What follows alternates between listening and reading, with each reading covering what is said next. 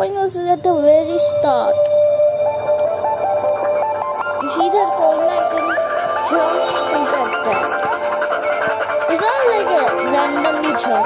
There's a coin icon that comes up and you have to click on top of it so you get the coin. I'll show you. You see this coin icon jump together. So if you got free, I was like, what? How did I not see it? That skip is the most fun.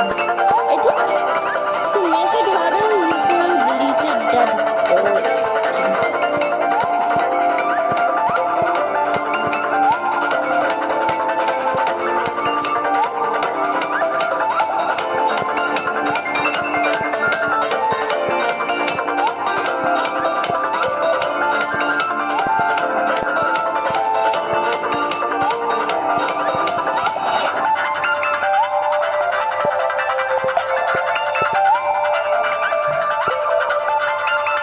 Oh my god. It's also just